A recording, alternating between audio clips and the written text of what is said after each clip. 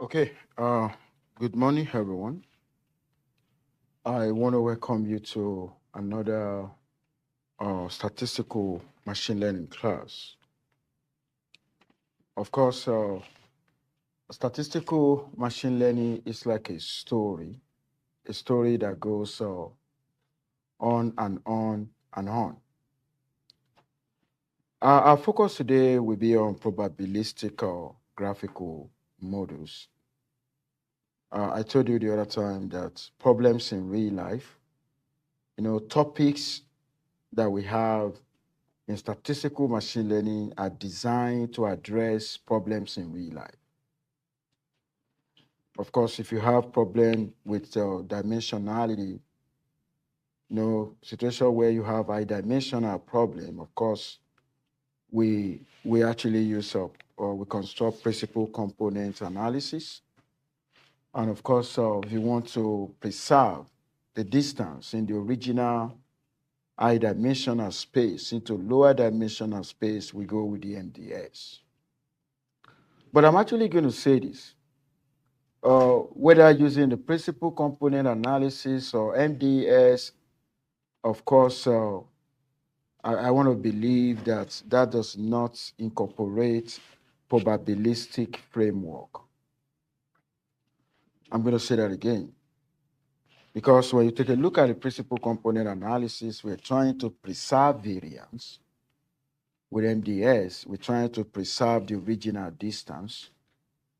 Okay, and at the end of the day, if Euclidean distance matches the original distance, of course, we've been able to have a successful projection from higher dimensional space to lower dimensional space. But what if in a situation where I got a lot of variables, but I'm interested in representing them in a very compact way? I'm going to say that again. We got a lot of variables. Okay, we got a lot of features. And we're actually looking for a way to represent that in a compact way, in such a way that we are not necessarily going to estimate all the parameter that we have. We're going to have opportunity to reduce, to save parameter space. Because so many variables will lead us to have, to consider estimating so many parameters. But how can we do it in a way that we can actually have a compact representation of so many variables? I think one of the ways to do that is to use a graph. You're actually going to see, you're going to benefit from relationship the variables have. The variables will be connected, using graph, and the direction on the graph, like what link this variable with the other variable, can be determined probabilistically. So number one, we want to represent variables using graph. Number two, we also want to answer some queries. What are the queries? The queries that has to do with what is the probability. If I have information about a particular variable, what is the probability of another variable? So which means you're actually going to have what I call a probabilistic relationship. If you want to do that, we have to go by way of probabilistic graphical models. I just wanted to look at the word probabilistic graphical model. It's like you want to combine two theories. You want to combine graphical theories with probability theories. I'm going to say that again. So this requires the combination of graphical theory and probability theory. Why graphical theory? Of course, you're actually going to see opportunity. You're going to see how the variables are connected. And not only that, you're also going to have a way to tell on what is the relationship between them probabilistically. So which means the framework you are using, you are incorporating uncertainty. Okay, something that we didn't do when we were dealing with the PCA and MDS. Under the outline, I'm going to introduce you to probabilistic graphical models. Why do we need graphical models? And I'm also going to talk about marginal and conditional independence. And I need you to pay attention. This very area is very, very important in statistical machine learning world. Okay? Now, let's take a look at this. I said something the other time. I said, analyzing relation between variables. This is not the first time we're going to be doing that. We've been analyzing relationship between variables. I remember what we did on Friday, where we realize relationship exists among variables, and we use a factor analysis model to actually uncover, what is responsible. Okay? In principal component analysis, we did the same. Relationship exists between the principal component and the original features. We did the same thing in ADS. Okay? So, and that's what I'm trying to say here. Okay? Using, relationship exists among features in the I dimension. We try to reduce the dimensionality, we do the dimension while preserving the variance. We go with the principal component analysis. But in a situation where our intention is actually to preserve the distance, okay, you want to project from the higher dimensional space to lower dimensional space, and you actually want to approximate the distance in the higher dimensional space, in the lower dimensional space, of course, we go with the MDS. And of course, in factor analysis, we also study relationship. Of course, what our intention in factor analysis is to uncover the hidden factors that could explain relationship that exists among variables. But let me tell you this, all of that, whether PCA or MDS or factor analysis, all of these are either intuitive without rigorous statistical concepts or lack more direct characterization. Let me tell you this. Machine learning algorithm can never replace statistics. Because of why? Machine learning algorithm, they are variants of statistics. And let me tell you this. When you look into statistics, why is statistics very important? Okay? It's because of transparency. Transparency and in your intention, interpretability as well. If I want my model to be more interpretable, the model have to be transparent. If you pursue transparency, then you are pursuing statistical theory to the core. So the approach that we want to talk about today, that I call a probabilistic graphical model, is statistically based. It's actually built on a very sound probabilistic structure. Okay? There's a lot of transparency. You're actually going to see. Okay? Now, if you take a look at that, because if I want to use probabilistic graphical model, look at the word probabilistic graphical model. I'm actually going to start with graphical model. I'm going to start with graphical model. Don't forget, I actually want to represent, complex relationship in a compact way. Because of that, I have to use the idea of graphical theory. Okay, the graphical model will be involved. Okay. Now I said, note that in statistics, we always treat our observed variable as random variables. Now, the variables that we are talking about that we observe, they're gonna be called random variables. A random variable is a mapping function that assigns numerical values to elements in the sample space. In a statistical world, okay, the observed variables, they are random variables. Okay, I just wanted to know that. And I said, the more important and straightforward way to study relationship. Of course, if I want to study relationship among variables, it's either I get the covariance structure or I get the correlation structure. That's what we always do, right? The covariance will tell me how variables, how they varies together or how they move apart. Okay. Of course, why the correlation is actually going to be called a standardized covariance. Okay. Of course, I think I justify in this class why we need a correlation instead of covariance. But the two of them, they are way to investigate relationship among variables. Okay.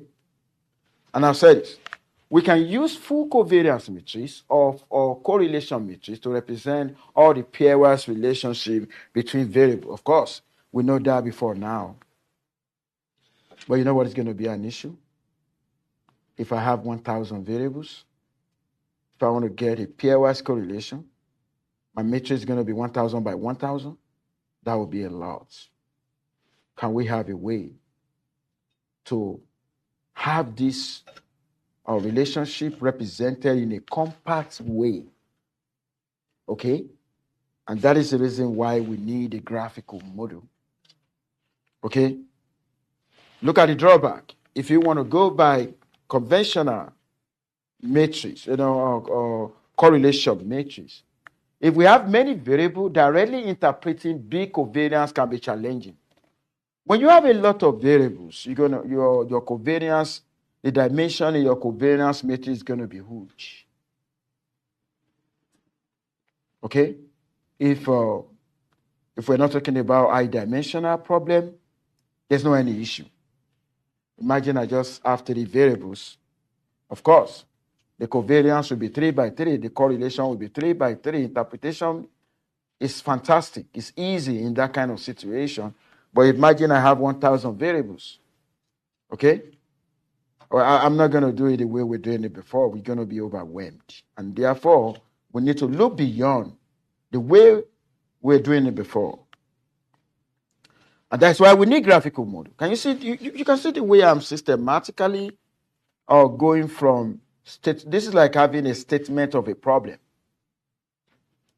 Oh, we're going to consider a graph. Because of the fact that using it the way we normally do it, we're going to be overwhelmed. There are so many variables.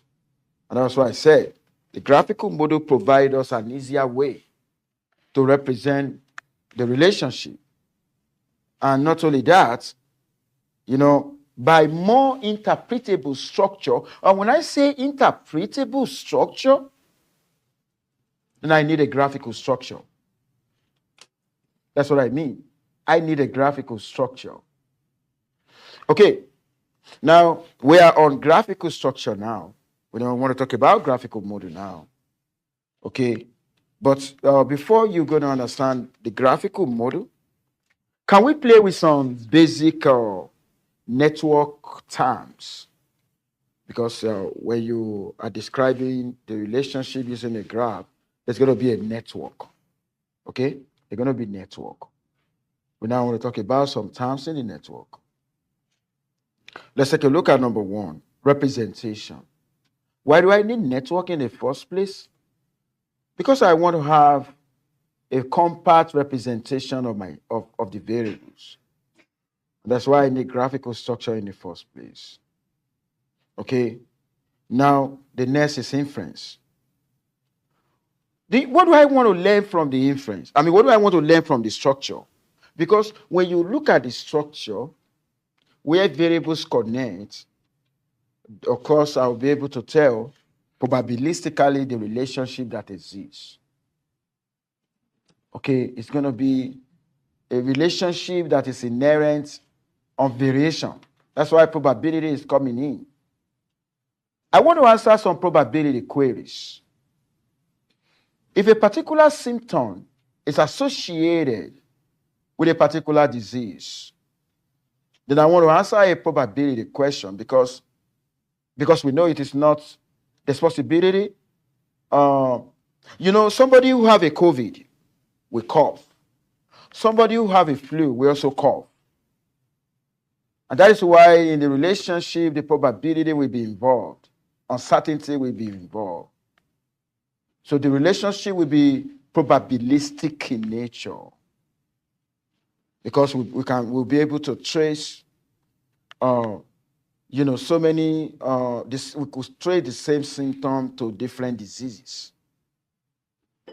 That's why we actually need to have a way to estimate, the estimation of relationship will involve probability here. So the main thing is inference. Inference is we want to take a decision, we want to learn something, okay? And before going into the structure, before putting the structure in place, you have some research questions you want to answer that I'm actually going to call probability queries. What is the probability that somebody will cough 3 times in a day will have a COVID? What is the probability that somebody will cough 3 times in a day will not have a COVID, will have other disease? What is the probability that a bank that is distressed, a bank that is not doing well, what is the probability before the end of the year this buyer will file bankruptcy? But the bank may not be doing well and may not file bankruptcy, and they could find bankruptcy. And that's why probability is actually going to be involved. And that's why we are calling this probabilistic graphical model. Now, the question is, do we just draw a graph? No, we don't just draw a graph. We don't just draw a network. We can actually learn the network from the data or from maybe expert domain, domain knowledge, from the expert knowledge. If I'm working with COVID, if I want to draw the graph, there are so many variables that are connected that I actually need to, collaborate with somebody in the field. But if I don't want to rely on them, statistically, we can build a network from the data. Does that make sense? That's what we call learning. Okay? That's what we call learning. We're learning the model. The same way we learn, the model from data. Of course, that is the definition of statistics according to American Statistical Association. Art and science of learning from data. We learn from data. Okay? Now, decision theory will happen when it is time to convert belief into actions. We have belief. We want to convert that into action. We don't want to take action that we're going to regret at the end of the day, and that's why we need to be guided statistically. Okay? So that's what I mean. Then applications.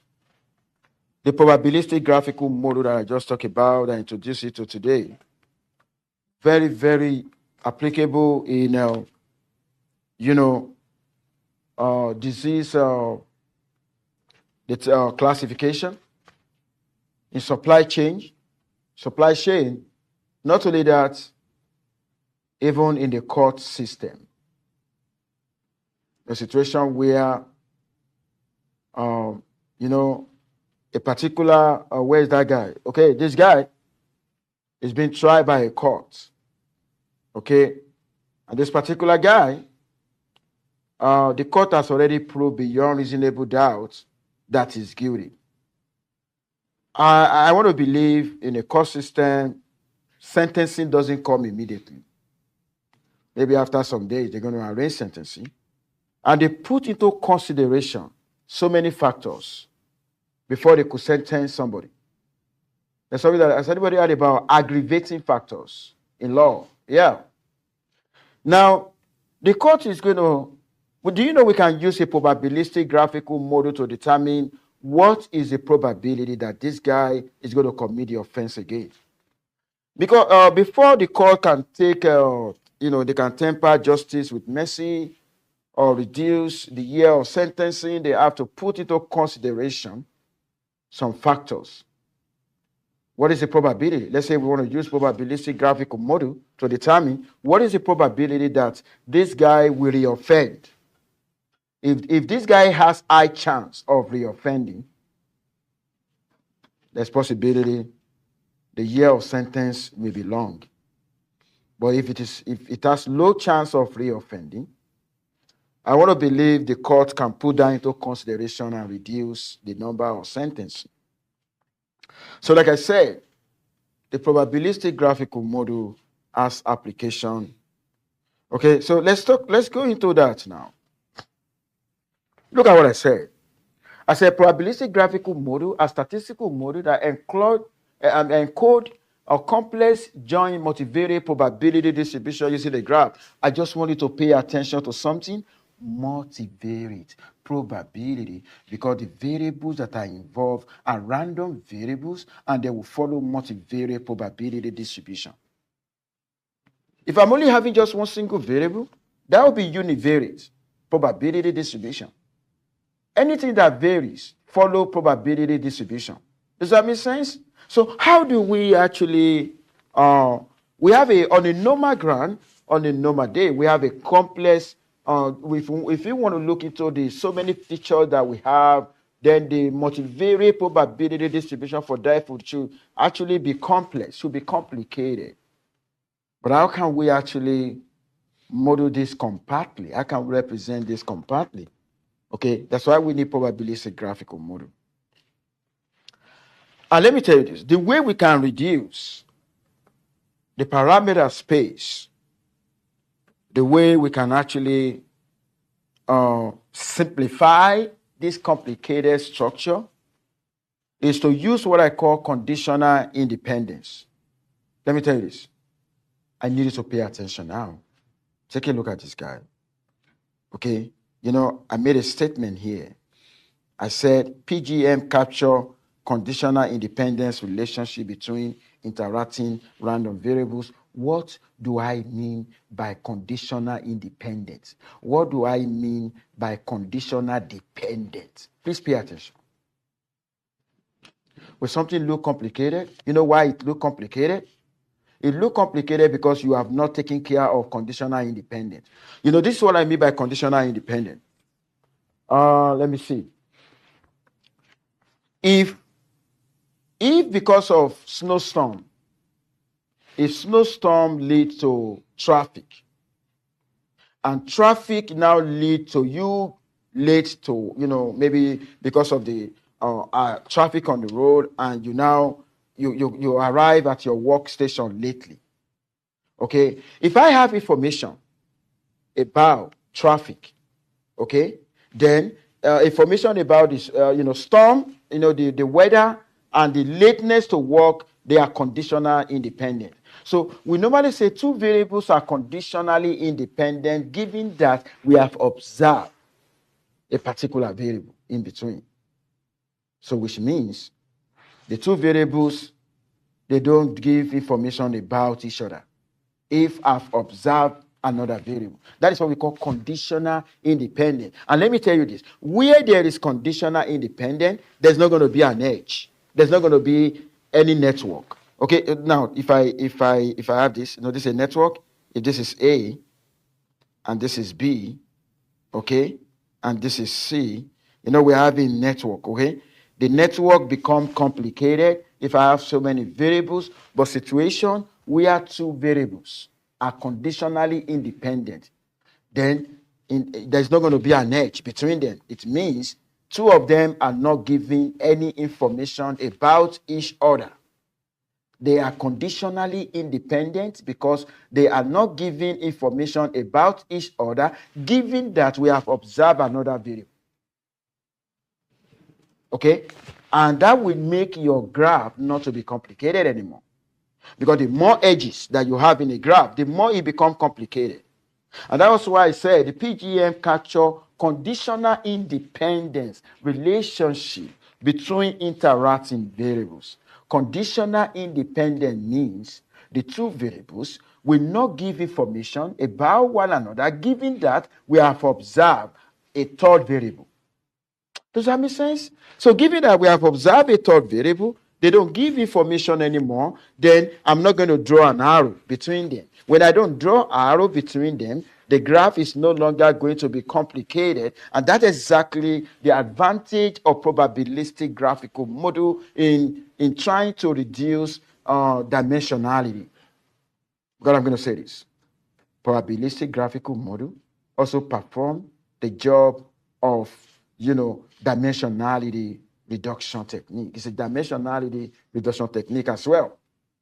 But it's doing its own dimensionality reduction using a graphical structure where two variables are conditionally independent. There's not going to be an arrow that connects the two variables. That's all it means. Why do we need PGM? Where does it fit in machine learning world? Please pay attention. I said here, provide a structure where we can leverage the independent property to represent the high-dimensional data in a more compact way. How can we represent high-dimensional data in a more compact way? The only way we can do that is to benefit from conditional independence.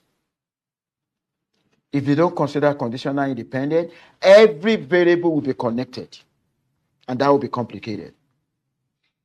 But if I observe a particular variable, there is possibility relationship between any two other variable may the relationship, there may not be any relationship. When I say independent, maybe they don't have relationship. If I actually observe another variable, in that situation, there's going to be, I'm not going to have an arrow between the two variables that are conditionally independent. Without that is a build-up to to the compare I'm talking about. It is a powerful tool to draw inferences on some unobserved variable, give you the evidence unobserved. Maybe I visit my grandma village and I saw a picture. Okay, maybe I saw a picture, but the picture is not clear enough. Okay, I want to use the idea of what I observe to predict what the original picture is going to look like.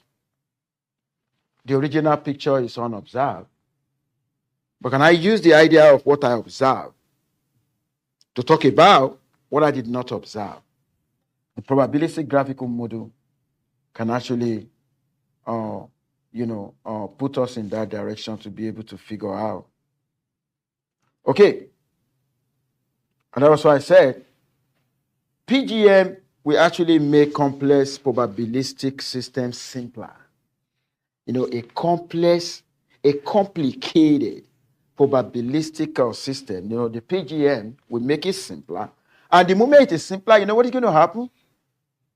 Simplicity will actually translate into meaningful interpretation.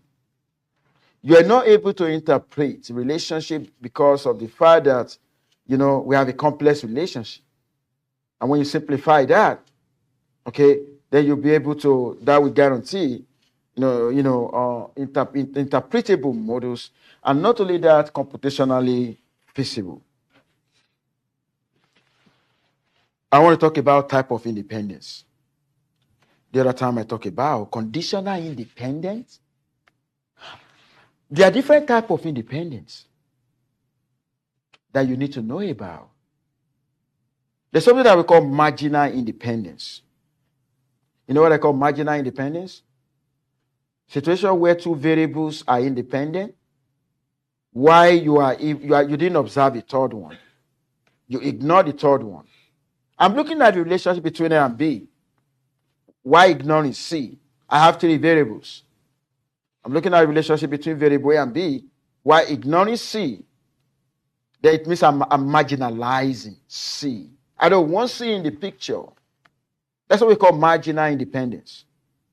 If two variables are independent without you observing the third one, that's what we mean by marginal independence. What about conditional independence? I need you to pay attention. Take a look at this. There are symbols in the middle, means independent. You know what this guy is saying? X and Y are independent. This guy means giving Z.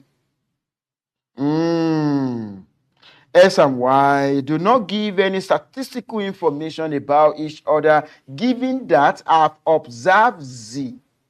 That is what the guy is talking about. That's what we call conditional independence. In this situation, you actually you are actually sure guarantee no relationship between two variables after you've already observed the third one. But you know here, if you take a look at it, if you take a look at this one, okay, if you look at the other one, the marginal one, we don't take the third variable into consideration. Okay, we got some variables like that. If you don't observe the third variable, the two variables, they don't provide any statistical information about each other. But this one, the conditional one, okay, they're not going to give any statistical information about each other, given that I've observed the third. I just wanted to take note of that. Now, take a look at another one. Mutual independence. Mutual. When you talk about mutual, then you have more than two variables involved.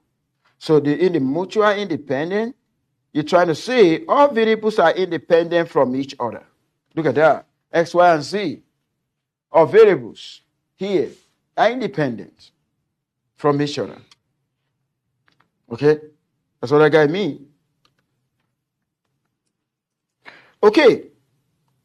What about joint independent? You know what I mean by joint? Oh, combination of two variables. We want to look at the relationship between combination of two variables, X and Y. That's a joint, right? With a Z. Not just X and Z, or not just Y and Z. That's what we call joint independence.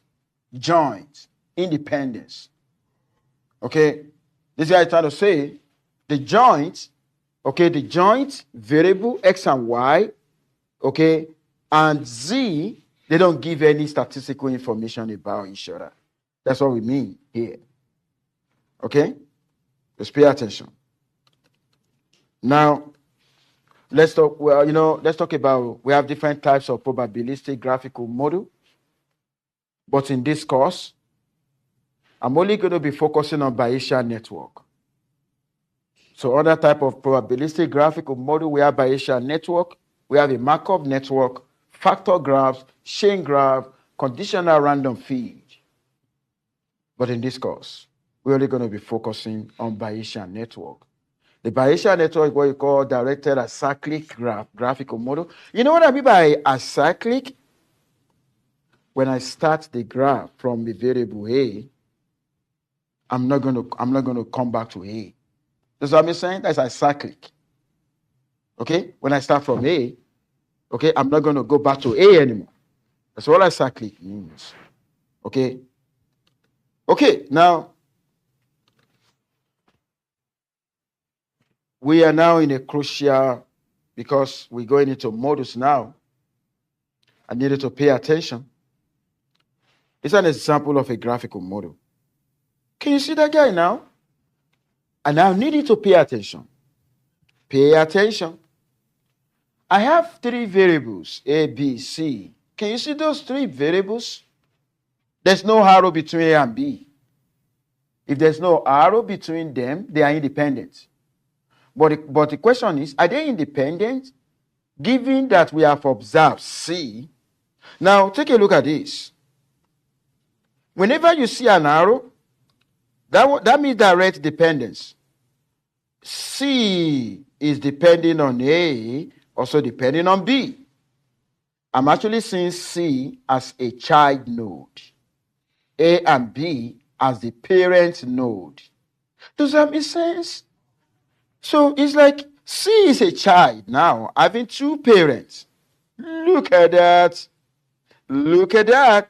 The two arrows is actually coming to C. Okay? That's what we call direct dependence. Okay? But situation where we have absence of an edge. Okay? there's no edge between A and B, then that's what we call conditional independent. Imagine there's another arrow there.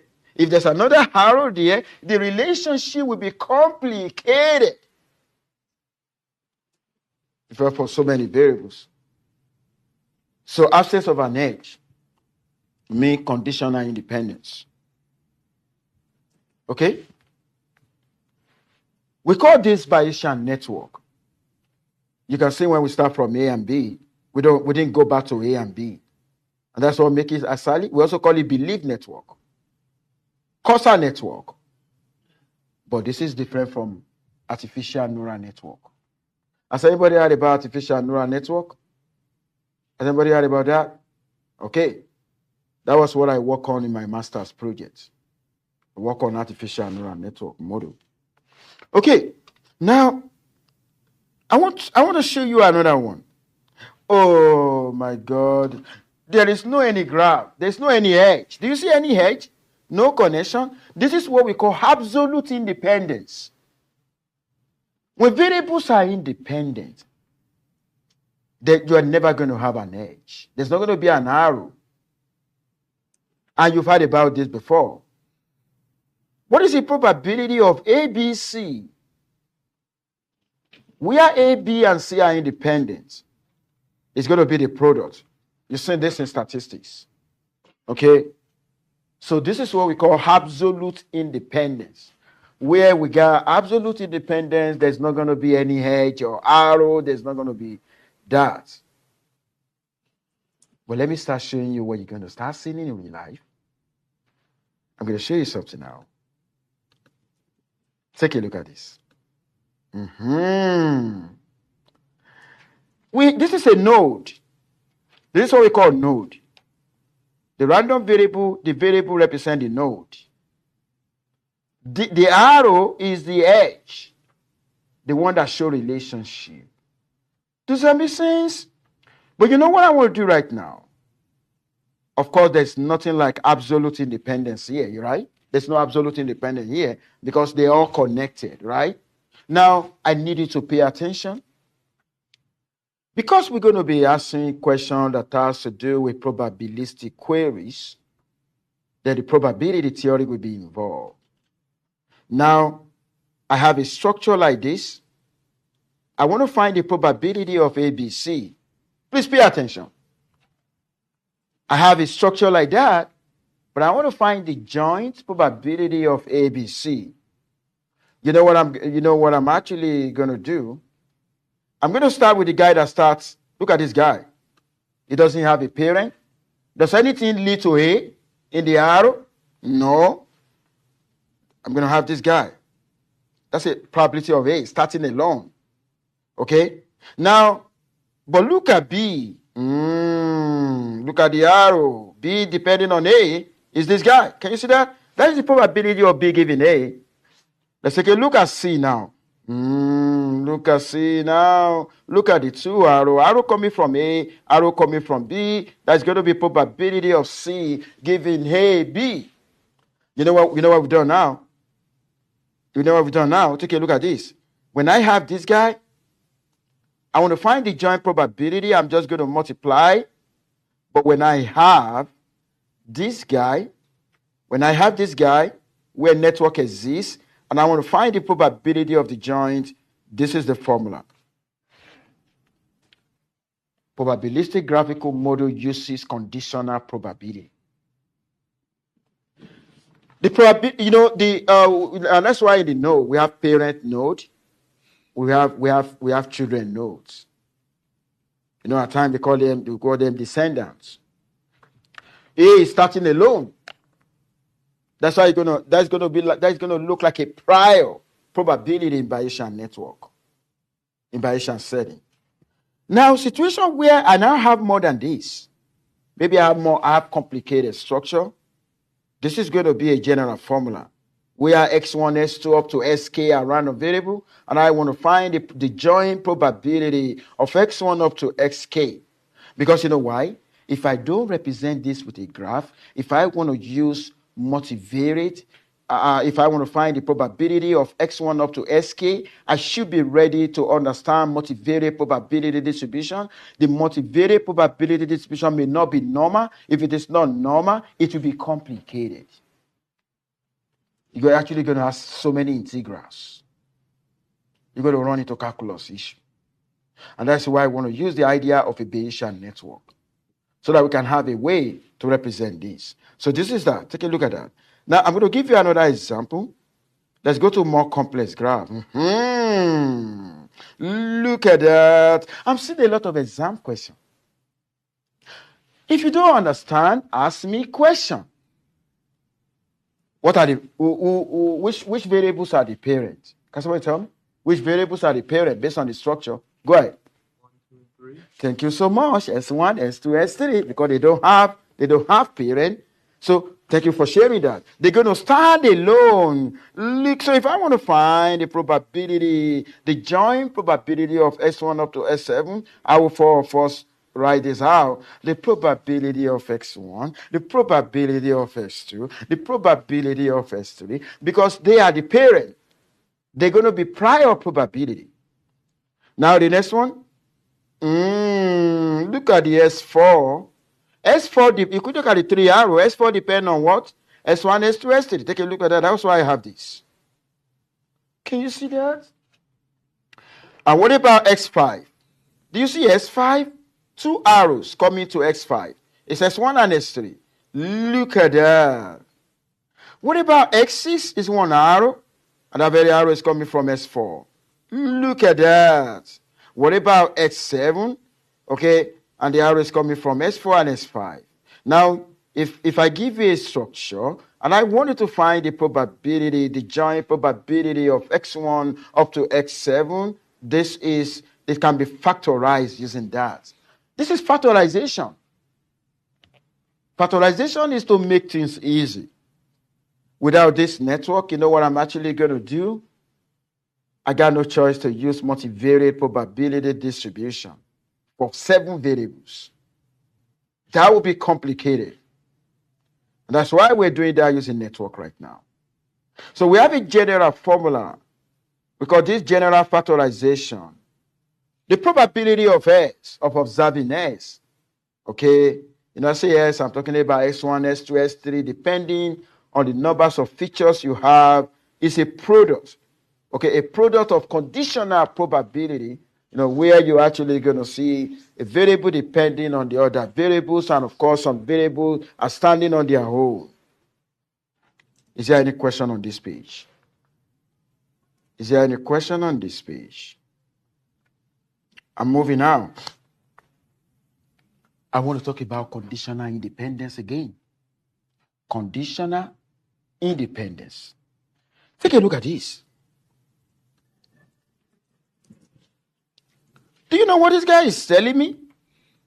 If the probability of A given B and C equal to probability of A given C, what that actually means is that A and B are, they are conditionally independent given C. I do not need B. Do you see B? I don't need B, because what you're trying to say is that knowing B does not give us any information about A, given that I've observed C. I'm going to say that again. Knowing B doesn't give me information about A, given that C has been observed. That's what I mean. A and B are conditionally independent, given C. How do we work this out? Probabilistically. Take a look at this. I want to find the probability of A, B given C. The probability of A, B given C can be written as this guy and this guy. And in a way, okay, A depending on C, B also depending on C. If A is depending on C, this is what happened. Coming late to work because of traffic. Traffic because of the weather. I don't need weather. If I already have information about traffic, reason why you come, you actually come late to work. So I'm actually going to say A and B are conditionally independent, given that I've already observed C. How do we show that on a graph? On a network graph. Please pay attention. Okay? Pay attention. Give me this graph. If I ask you this question, what is the probability of the joint? What are you going to do? C is a parent, right? C standing alone, right? B depending on C. A depending on C. I wrote this out from this network. I'm actually going to give you a networking exam and I ask you to write the probability out. Okay?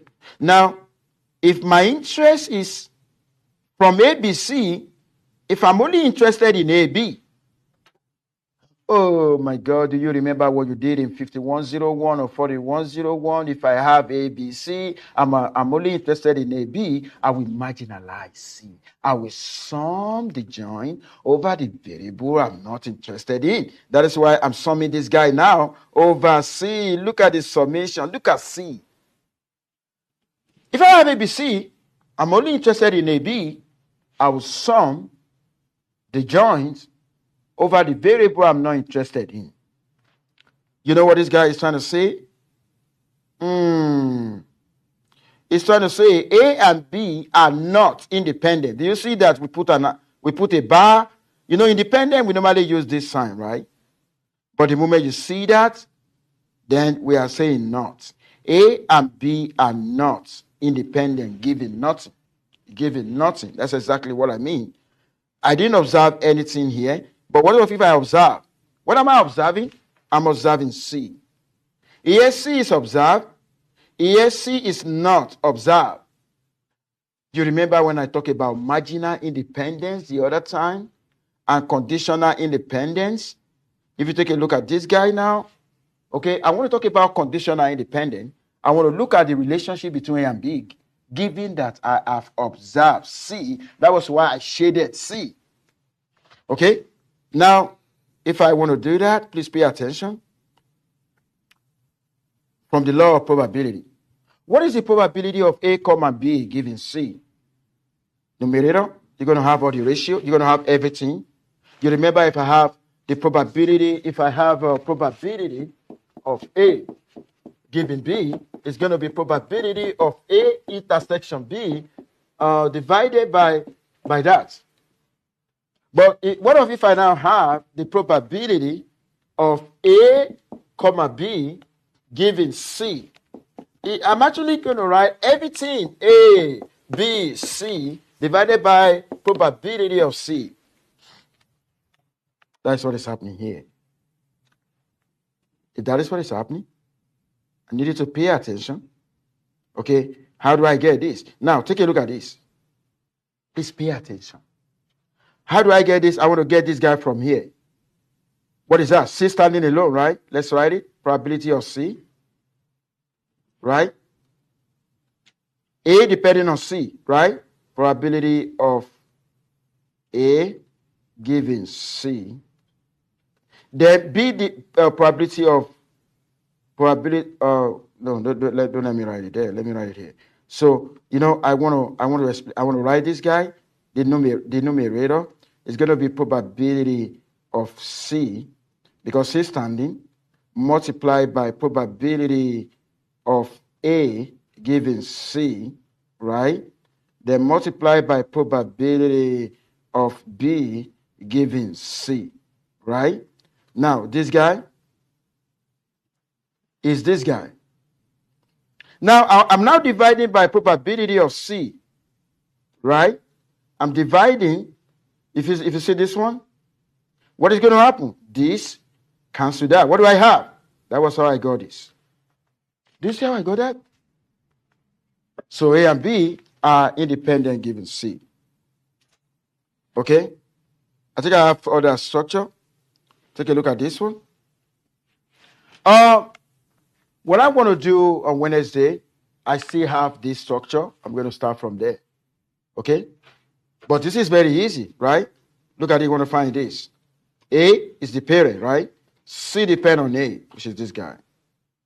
Okay, B depends on C, which is this guy. Is that not easy?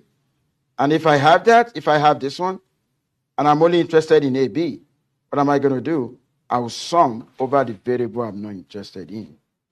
We're going to continue from here on Wednesday. Make sure you all stay safe and have a lovely day.